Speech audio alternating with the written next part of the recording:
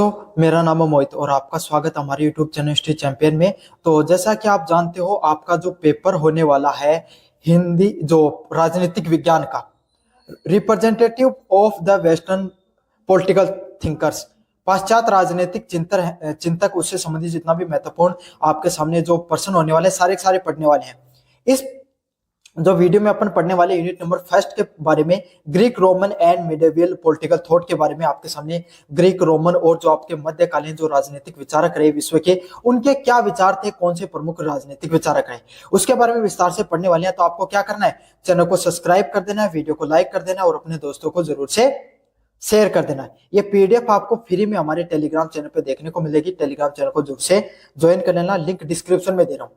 बाकी के वीडियो उनका लिंक आपको प्लेलिस्ट में देखने को मिल जाए, प्लेलिस्ट का लिंक भी डिस्क्रिप्शन में, क्लिक करके बाकी के वीडियो देख लेना। Unit first, second, third, fifth भी फोर्थ भी वहीं पे करूंगा। मास्टर क्लास और वन शॉट क्लास सारी क्लासेज वहां पर देखने को मिलेंगे। साथ के साथ अगर आप कोई प्रोडक्ट खरीदना चाहते हो फ्लिपकार्ट या मंत्रा से, तो यहाँ पर व्यू प्रोडक्ट वाले और शॉप वाले ऑप्शन पे क्लिक करके खरीद सकते हो आप। चलो तो अब शुरू करते हैं अपन। प्लूटो की आदर्श राज्य की अवधारणा के बारे में बताइए। तो जो प्लेटो है, प्लूटो बोल दिया, प्लेटो है, उसके द्वारा जो आदर्श राज्य है उसके बारे में उसने क्या बताया। और ये प्रश्न इतना ज्यादा महत्वपूर्ण, मतलब हर बार कॉलेज एग्जाम में देखने को मिलता है आपके सामने अलग अलग विश्वविद्यालय में कि प्लेटो का आदर्श राज्य का सिद्धांत क्या है। तो अपन इसके बारे में विस्तार से पढ़ेंगे, काफी ज्यादा महत्वपूर्ण प्रश्न है ये भी। प्लेटो ने अपनी किताब रिपब्लिक में एक आदर्श राज्य की अवधारणा प्रस्तुत की। मतलब प्लेटो के द्वारा एक किताब का निर्माण किया गया। प्लेटो उस किताब का क्या नाम था, रिपब्लिक, जिसमें उसने क्या क्या एक आदर्श राज्य के बारे में बताया कि एक आदर्श राज्य होता है एक ऐसा राज्य जिसके अंदर हर व्यक्ति खुशी हो, राजा है वो अच्छे से अन्याय करे, आपके सामने धर्मपूर्ण चले, नैतिकतापूर्ण जीवन जिए, साथ के साथ प्रजा है वो राजा से सीखे। एक प्रकार से समझ में आ गया, हर व्यक्ति खुश हो, हर व्यक्ति को न्याय मिले, सामाजिक सुरक्षा मिले और सामाजिक न्याय मिले, अमीर व गरीब के बीच में कम से कम खाई देखने को मिले। तो इस प्रकार का जो राज्य है उसके बारे में किसने बताया, आपके सामने प्लेटो के द्वारा बताया गया। जिसमें उसने क्या बताया, जो न्याय पर आधारित एक राज्य था। जो अगर आदर्श राज्य की बात करें, प्लेटो के आदर्श राज्य की बात करें, वो किस चीज पर आधारित था, एक प्रकार के आदर्श राज्य किसकी बात करता था, एक न्यायपूर्ण एक राज्य की बात करता है। न्यायपूर्ण राज्य मतलब जहां पर अगर कोई व्यक्ति के साथ अन्याय होता है तो उसको न्याय मिलना चाहिए, उसको अगर उसी के साथ अगर अन्याय होता है तो उसको क्या होना चाहिए, उसको न्याय मिलना चाहिए। इस प्रकार के राज्य की बात करता था प्लेटो का जो सिद्धांत आदर्श राज्य का, उसके अनुसार वह राज्य आपके सामने मानव आत्मा और उसके तीन गुण, विवेक, साहस, भूख, इच्छा के तीन वर्गों को मिलाकर बनता है। मतलब अगर अपन विस्तार से अध्ययन करें प्लेटो के सिद्धांत की, जिसमें क्या बताया है, कोई भी राज्य वो तीन प्रमुख गुण से बनता है। मतलब किसी से कोई भी आदमी कोई भी व्यक्ति उसके बुद्धि से, विवेक से, समझ में आ गया, कोई भी व्यक्ति अगर बुद्धि अगर शानदार होगी, तो अगर जहां की जो प्रजा दिखाई दे रही है, जिस देश की प्रजा है, अगर वो क्या होगी, आपके सामने बुद्धिमान होगी, अगर वो अपना तो क्या करेगी, अच्छे से राज्य चलेगा। क्यों, अच्छे से व्यापार करेंगे, अच्छे से कृषि करेंगे, न्यायपूर्ण जीवन जिएंगे, कोई गलत कार्य नहीं करेंगे, तो क्या होगा, राज्य बहुत अच्छा चलेगा। अगला क्या है, साहस। साहस क्या होगी, जब कोई भी राज्य है उस पर विकट परिस्थितियां हैं, जब कोई भी राज्य भाई उस पर कोई दूसरा राज्य आक्रमण कर दे, तो उसको क्या करना है, उस समय जो प्रजा है उसको साहसी होना बहुत ज्यादा जरूरी है। क्यों, क्यों, उसी प्रजा से सैनिक निकलते हैं, उसी प्रजा से वहां की जो प्रजा वो राजा का साथ देना जरूरी है, साहसी होना बहुत ज्यादा जरूरी है। कभी अकाल भी आता है, कभी आपके सामने बाढ़ भी दिखाई देती है, तो इस प्रकार की चीजों में भी प्रजा को साहसी होना बहुत ज्यादा जरूरी है। अगला, भूख और इच्छा। प्रजा है उसके अंदर आपके सामने क्या होनी चाहिए, प्लेटो के अनुसार जो प्रजा है उसको क्या है, वो इच्छावान भी होनी चाहिए। भाई अगर कोई एक बात बताओ, कोई प्रजा जो आकी जिसको कार्य करना ही नहीं है, जो चाहती नहीं है कि मैं कार्य करूं, तो क्या उस राज्य का विकास होगा, नहीं होगा। तो राजा के जो प्रजा होती है उसके अंदर इच्छा भी होनी चाहिए, राजा के अंदर भी इच्छा होनी चाहिए प्रजा की खुश रखने की, लेकिन प्रजा है उसके अंदर ये इच्छा होनी चाहिए कि वो अच्छे से कार्य करें, कुशलता से कार्य करें, व्यापार को बढ़ावा दें, कृषि बढ़ाएं, ताकि क्या हो सके, वो राज्य वो अच्छे से चल सके। तो यही है, कोई भी प्रजा है उसके लिए क्या बताया, विवेकी होनी चाहिए, साहसी होनी चाहिए और भूख और इच्छा के अनुरूप होनी चाहिए। समझ में आ गया, आपके तीन वर्गों से मिलती है। अब आपके सामने जो तीन मुख्य आपके सामने वर्ग बताए, ये तो प्रजा के बारे में था। अब तीन प्रमुख वर्ग होते हैं प्लेटो की किताब रिपब्लिक में आदर्श राज्य के बारे में। क्या थे? पहला उसने बताया कि कोई भी राजा है वो कैसा होना चाहिए, दार्शनिक राजा होना चाहिए। दार्शनिक राजा क्या होना चाहिए?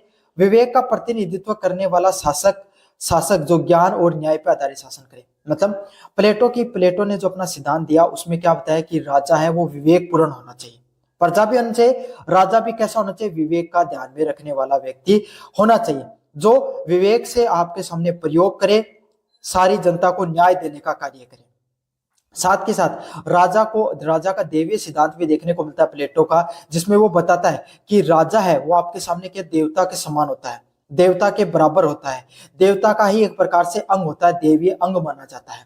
तो इसीलिए क्या है, राजा है उसको अपने जीवन, उसको नैतिकता से जीना चाहिए, राजा को धार्मिक जीवन जीना चाहिए, धर्मपूर्ण जीवन है वो जीना चाहिए। राजा को अपने हितों को त्याग कर अपनी जो प्रजा है उसके हितों को भी ध्यान में रखना चाहिए, चाहे उसे खुद के सुख को त्याग करना पड़े, लेकिन प्रजा के सुखों का उसको ध्यान रखना पड़ता है। साथ के साथ उसको अपनी बुद्धि, कुशलता और आपके सामने साहस का परिचय देते हुए क्या करना पड़ता है, आपके सामने जो शासन है प्रशासन को कुशलता से चलाना होता है, और ज्ञान और न्याय है उसको क्या करना पड़ता है, उसको आपके सामने ज्ञान और न्याय के आधार पर ही क्या वो राज्य चल सकता है। भाई एक बात बताओ, कोई राजा है, राजा ने नियम बनाया अगर कोई इंसान चोरी करेगा तो उसको क्या कर दिया जाएगा, उसको मृत्यु दंड दिया जाएगा। अगर उसमें क्या उसके बेटे ने चोरी की और उसकी जगह कोई एक आम आदमी ने चोरी की, तो आम आदमी को मृत्यु दंड मिल गया लेकिन उसके बेटे ने को नहीं मिला, तो इससे क्या होगा, उस राजा के खिलाफ क्या हो जाएगा, विरोध प्रदर्शन देखने को मिल जाएगा, या जनता वो से क्या हो जाएगी, कुपित हो जाएगी। तो यही बात है, इसी प्रकार के जो फैसले लेने होते हैं, काफी बार कठोर फैसले लेने होते हैं, तो इस प्रकार से राजा है वो उस समय ना अपने आप को देखेगा ना अपने सगे संबंधियों को, जो न्याय है न्याय के साथ जीवन को जिएगा। समझ में आ गया? तो पहला विवेक को प्रतिनिधित्व राजा भी करता है और प्रजा भी करती है। सैनिक व संरक्षक, साहस का प्रतिनिधित्व करने वाले जो राज्य की रक्षा करें। भाई कोई भी राज्य है उसका सबसे महत्वपूर्ण अंग कौन होते हैं, सैनिक होते हैं और संरक्षक होते हैं। क्यों? क्योंकि राज्य को संरक्षित करने का, काफी बार दूसरे राजा ने आक्रमण कर दिया है ना, कौन राजा आपके खिलाफ क्या किस प्रकार की भावना रखता है, वो आपके ऊपर आक्रमण करना चाहता है नहीं चाहता, कौन राजा आपके साथ संधि करना चाहता है। बड़ी सेना रखनी पड़ती थी राजाओं को, ताकि क्या हो सके, दूसरे वाला राजा वो सोचे ना क्या किसके लिए, आक्रमण करने के लिए। तो कोई भी एक आदर्श राज्य के अंदर साहस का प्रतिनिधित्व कौन करते थे, आपके सामने वहां के सैनिक। जितने ज्यादा साहसी सैनिक होंगे, जितनी बड़ी संख्या में सैनिक होंगे, वो क्या होंगे, वो राज्य उतना ही ज्यादा सुरक्षित रहेगा, उतना ही ज्यादा आदर्श रहेगा। क्यों? दूसरा राज्य का राजा उस पर आक्रमण नहीं कर पाएगा, और जब दूसरा आक्रमण नहीं करेगा तो जब आक्रमण होता है, युद्ध होता है, तो उसमें आर्थिक दृष्टि से नुकसान होता है, मानवीय दृष्टि से मतलब बहुत ज्यादा लोगों को मृत्यु भी होती है, और काफी बार लूटपाट भी देखने को मिलती है। तो इन सब चीजों से वो राज्य बच जाता है और आदर्श राज्य का निर्माण हो जाता है। अगले वाले वर्ग की बात करें आपके सामने, अगले वाला वर्ग कौन सा, उत्पादक वर्ग। भूख है वह इच्छा का उत्पादन करने वाले जो वस्तुओं का उत्पादन करेंगे। प्लेटो ने क्या बताया आपके सामने, कोई भी जो प्रजा है, खास करके ये चीज प्रजा के लिए थी आपके सामने, प्रजा का प्रतिनिधित्व करने वाला जो आपके सामने वर्ग बताया वो कौन सा था, उत्पादक वर्ग था, जो क्या करेगा, अलग अलग प्रकार की जो वस्तुएं हैं उसका विनिर्माण करने का कार्य करेगा। प्लेटो ने न्याय को राजा का सर्वोच्च माना गया। मतलब प्लेटो ने क्या बताया, न्याय है वो कोई भी राजा के लिए सबसे जरूरी चीज है। अगर राजा है वो सबको न्याय दिला सकता है, अगर राजा सबको न्याय देगा तो क्या होगी, प्रजा है वो उससे हमेशा क्या रहेगी, खुश रहेगी। जहां प्रत्येक वर्ग अपना निर्धारित कार्य करे और कोई भी किसी के कार्य में हस्तक्षेप नहीं करे।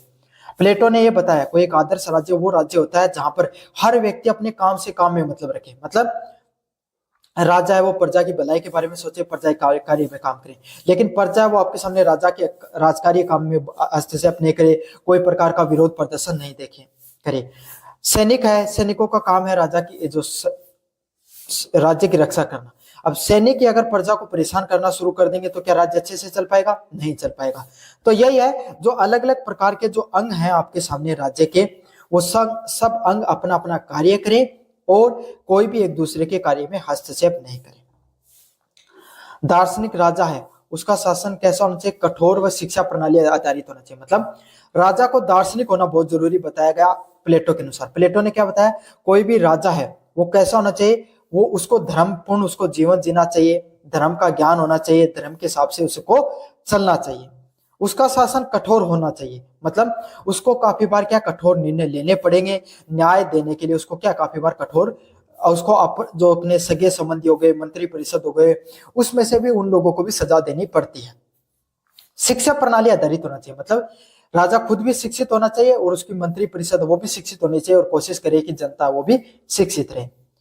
पत्नी और संपत्ति का साम्यवाद भी शासन व सैनिक वर्ग के लिए, मतलब पत्नी और संपत्ति, राजाओं के बीच में मुख्य लड़ाई किस चीज के लिए देखने को मिलती थी, उनको जब वो उनकी जो मृत्यु हो जाती थी तो उसका जो कौन उसकी सत्ता संभालेगा, उसके लिए जो क्या देखने को मिलता था, बंटवारा या फिर आपके सामने युद्ध देखने को मिलते थे। उसका सॉल्यूशन क्या करे, राजा पहले ही करके चले जाए।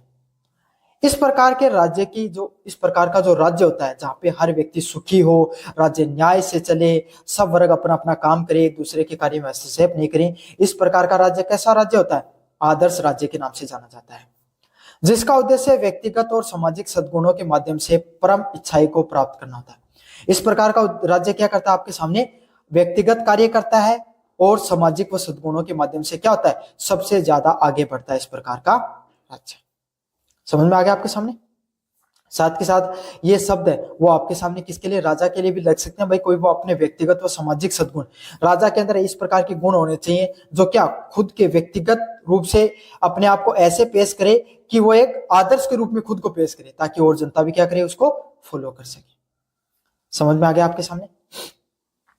यह था आपके सामने प्लेटो का जो आदर्श राज्य का जो सिद्धांत है, अवधारणा है, उसके बारे में अपन ने विस्तृत से पढ़ा। आपको कैसा लगा ये प्रश्न या कैसा लगा वीडियो जरूर से बताना, और चैनल को अगर अभी तक आपने सब्सक्राइब नहीं किया है तो क्या कर रहे हो, सब्सक्राइब कर लो चैनल को। अगले वाला प्रश्न आपके सामने अरस्तु के राज्य व नागरिकता संबंधित विचारों की आलोचनात्मक विश्लेषण करनी है, मतलब अरस्तु ने जो राज्य व नागरिकता के संबंध दिए उसके आपके आलोचनात्मक, पहले उसके बारे में अच्छाई भी बतानी है, कुछ उसमें जो जो कमियां उसके बारे में भी आपके बारे में बताना है। आलोचनात्मक विश्लेषण वही होता है जिसमें आपकी अच्छाइयां और कमियां दोनों एक साथ बतानी होती है। अरस्तु ने राज्य को किस प्रकार की संस्था माना, अरस्तु ने राज्य को एक प्रकार की प्राकृतिक संस्था माना जो मानव के सामाजिक,